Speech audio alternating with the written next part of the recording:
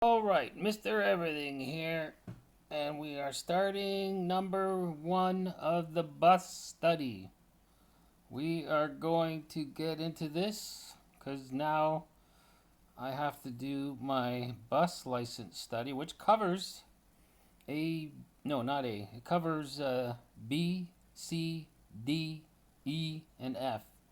And I have to do this on top of the truck exam, on top of a Z endorsement exam, with all knowledge tests, I should say, and the air brakes. All right, so without further ado, let's get into this.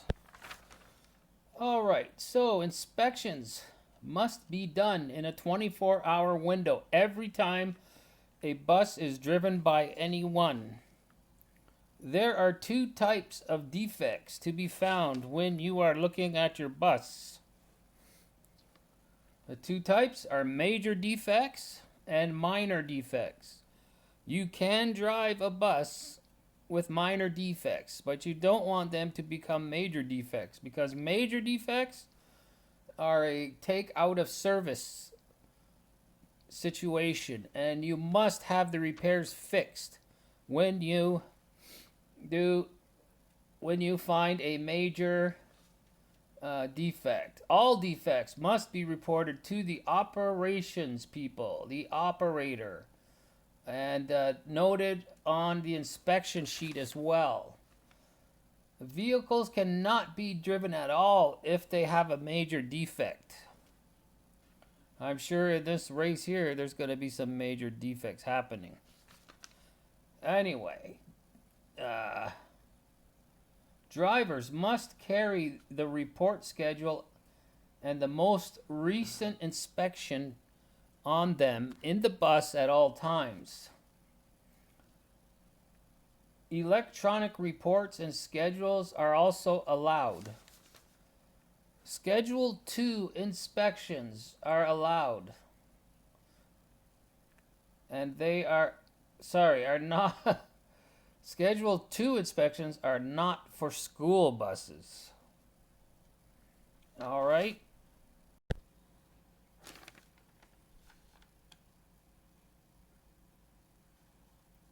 Use Schedule 2 and 3 for a school bus.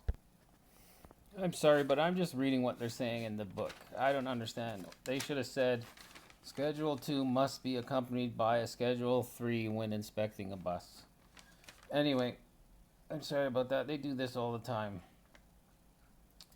Motor coaches use the 2 and the 3. So the 2 and the 3 is for motor coaches. The vehicle must be monitored all trip long in case something becomes a defect. So you always have to keep your eye on the bus. Schedule 3 omits the undercarriage. So there is a Schedule 3 inspection. It omits the undercarriage inspection. So the Schedule 2 must be used in conjunction to cover the undercarriage inspection. All inspections are only valid for 24 hours. Now, I don't understand this. We never talked schedules when I got my bus license, so I don't know what all this schedule talk is, but I'm going to have to learn it. Anyway, let's continue. So a Schedule 3 inspection is not valid unless a Schedule 4 inspection has been done by a coach technician in the last 30 days or last 12,000 kilometers. It must be kept in the vehicle. So you got to have that Schedule 4 inspection from the mechanic in the vehicle. And it's only good for 30 days. So there's another new one for me because I didn't know that when I got my license. The outside inspection includes headlights, low and high beam, parking clearance lights, windshield wipers, engine compartment, fluid levels, wiring, belts, hoses, brake fluid, tires, wheels, hubs, fasteners, exhaust system,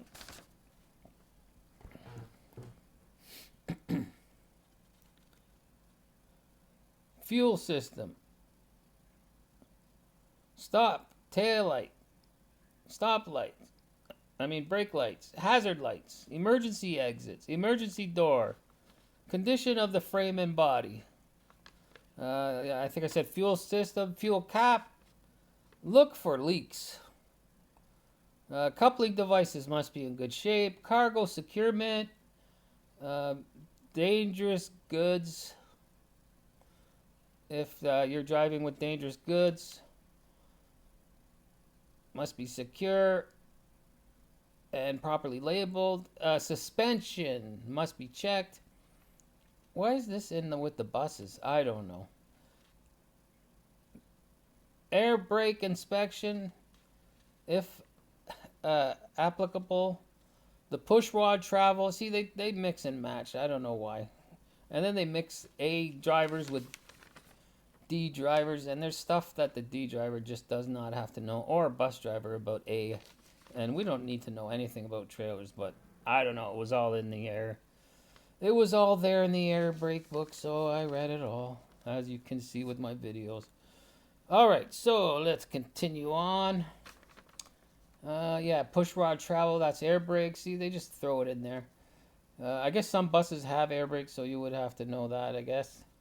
Inside inspection consists of the steering wheel play, the brake pedal, reserve and play, brake booster operations, the brake failure light, the parking brake operation, brake pressure of the vacuum gauge, warning signals, low air pressure, vacuum gauge, basically everything. You gotta just check everything. You can't miss it if you check everything and mention everything. Low air pressure vacuum gauge is there.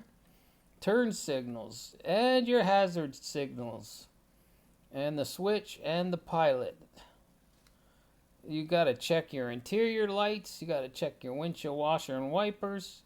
You got to check your windshield and windows. Alright, so here's my notes. The interior inspection on the bus continued here. Mirrors, defroster, and heaters. Yeah, half the time they don't work in the bus, or you can't tell for a long time because they take forever to warm up. Check the horn. The seat belt's got to be good. The seat's got to be secure. Somewhere else it said an unsecure seat is a minor defect. That's hard to believe. Anyway, you'll probably read that again later. Emergency exits must be working and marked. Driver controls, pedals, clutch, gauges, passenger compartment, floor or step damage. What do they call that? Stanchion padding? Because the padding on the seats has to be good because each seat is a crash compartment. Got to check the floors, the steps for damage. Insecure parts like racks or overhead compartments. Or any accessories. Everything has to be in good shape. And you don't want loose stuff, loose bolts, nuts. Test everything needed to drive. Road check. Be aware of any new noises or vibrations. So once you drive a vehicle for a bit, you're going to get to know it. When something's off, you should have plenty of warning. Do idle tug test on parking brake. Start this, and this stuff will probably get repeated over and over. Start the standard engines with the clutch fully depressed. Little notes about clutches, which most of us don't have to worry about. We don't drive standard. It's all automatic, even in trucks. But anyway, it is what it is.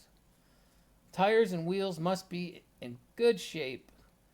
There must be good tread, and we'll get into how much tread later. It's actually, the tread can go down pretty far before you have to change it. I forget what it is. We'll mention it later when I get to it in my notes. After a wheel change. So if there's been a wheel change for some reason, flat tire fixed or whatever, snow tires put on, better tires, new tires, after 80 to 160 kilometers, that vehicle should be brought in to get those lug nuts checked to make sure they're still torqued properly. So that is the window that they may loosen up. 80 to 160. Is that 160 or 100? Oh, I think it's 160K after the wheel has been worked on. You should check the brake stability at low speed. Check the steering and suspension. All right. Bus license. I already mentioned it. It covers C, D, E, F, and G, and B. A school purpose bus is a bus under contract with a school board or other authority for adults or disabled people or children. A bus is a motor vehicle designed to carry 10 or more passengers. 10 or more. A school bus is always chrome yellow, and it has to say school bus on the front and the back, and it must say do not pass when the signals are flashing at rear. That has to be there. A school purpose vehicle is a van or station wagon for 6 or more disabled adults or 6 or more children or any 6 or more people. I think they could have just said that. Anyway, a median strip is a physical barrier in the middle of a two-directional road. Two-direction traffic and cannot be crossed, raised, lowered. Oh, the center is cannot be crossed because it's raised, lowered, or paved. There's some obstacle in the center, creating a median. So it's called a median strip. And of course, I know that they don't say it here yet. They'll say it later, but when the lights, AFLs, those flashing reds are on, traffic on the other side does not have to stop when there is a median strip. If there's no median strip and just painted lines, then traffic, and it says no matter what speed, traffic on both sides of the road have to stop at a reasonable distance. There's a distance from the back, which we'll get to, and then a safe distance at the front of when oncoming traffic comes. I should know it off by heart, but I'll have to wait till it comes back up in my notes. Highway is a public passage for vehicles. There's shoulder viaducts. There's trestles. There's streets, driveways, land between property lines.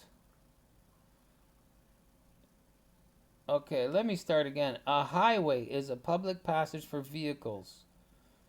It has shoulders, viaducts, trestles,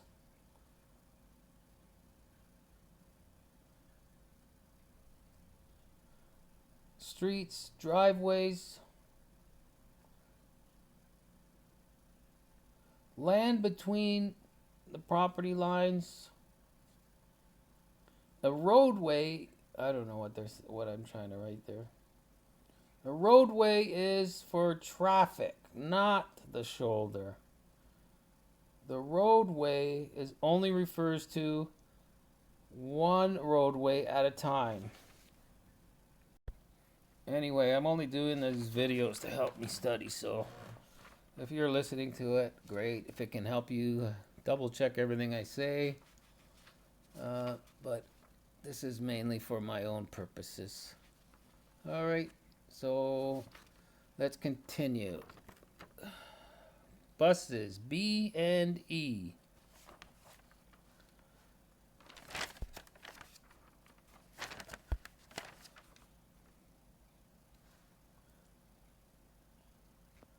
That's why I won't be. If I make mistakes or something, I'm not gonna edit it because that doesn't matter.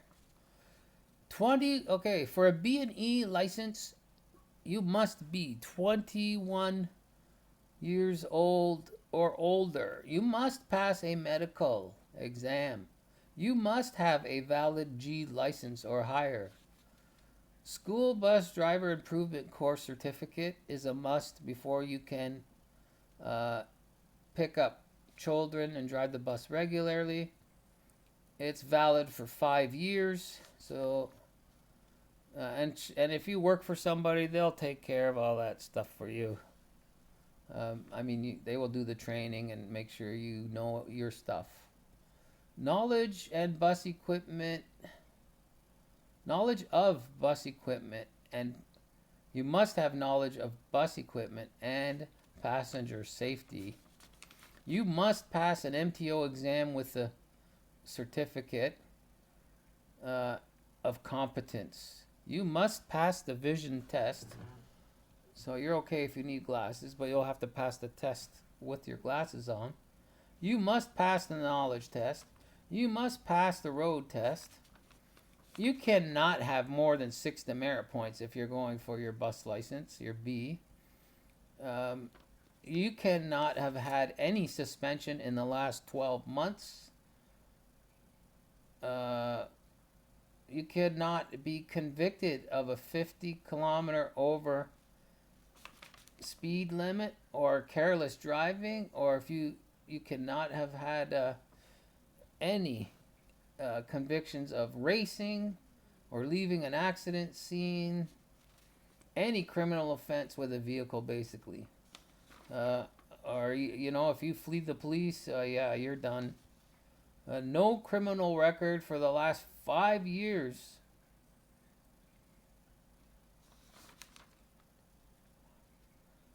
You cannot have narcotics charges in the last 5 years.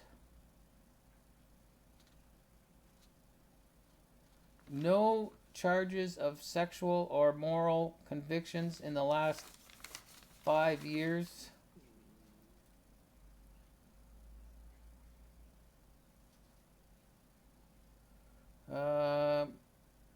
No conflict of duties.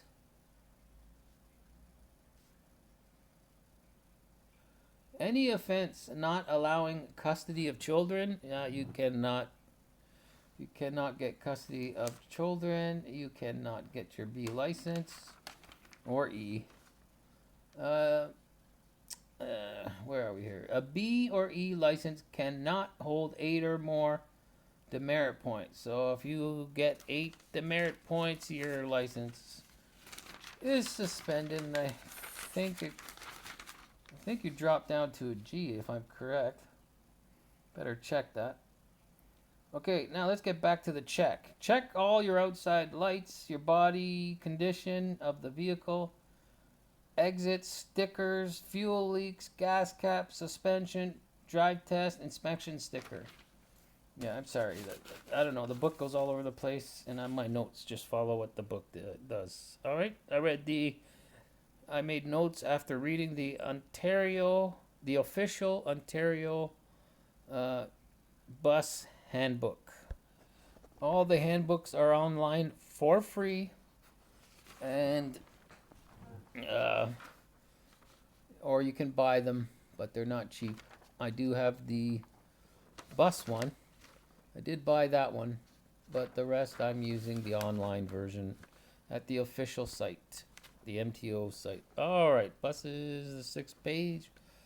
You have to do an inside inspection, outside inspection, final check before a highway drive, You have to make sure your seat belt is on. You have to do a service brake test, uh, gauges, check your gauges, check your heater, check your oil. Uh, you got to make sure there's no dash warnings. Your vacuum gauge, etc., etc., etc. A Schedule 5 inspection can be done on buses when not being used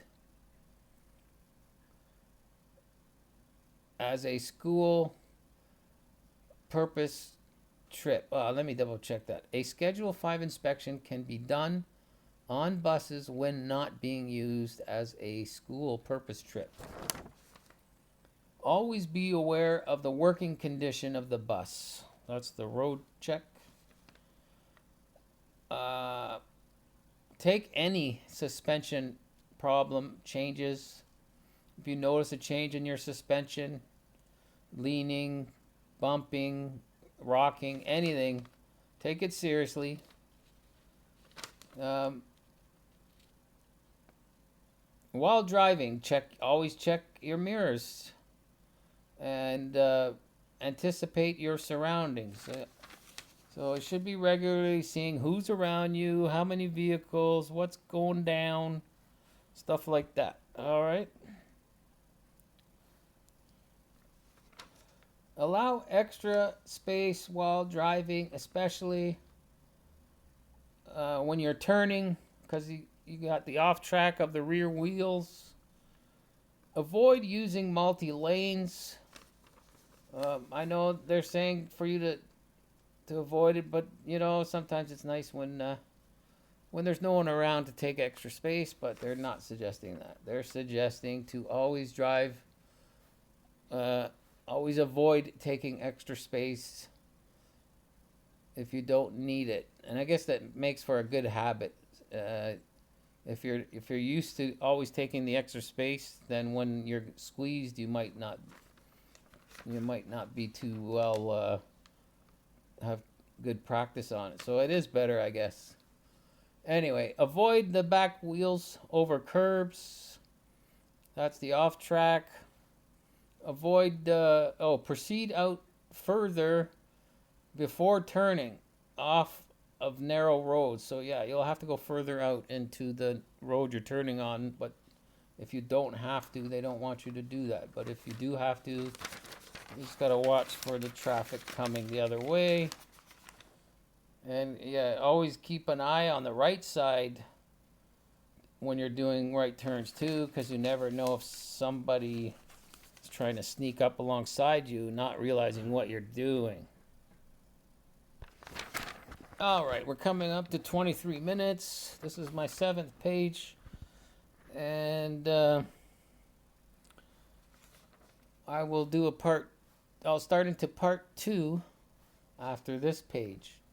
So watch out for the left turns, as off-tracking can hit cars on the opposite lane. So you got to watch that too on your left turns.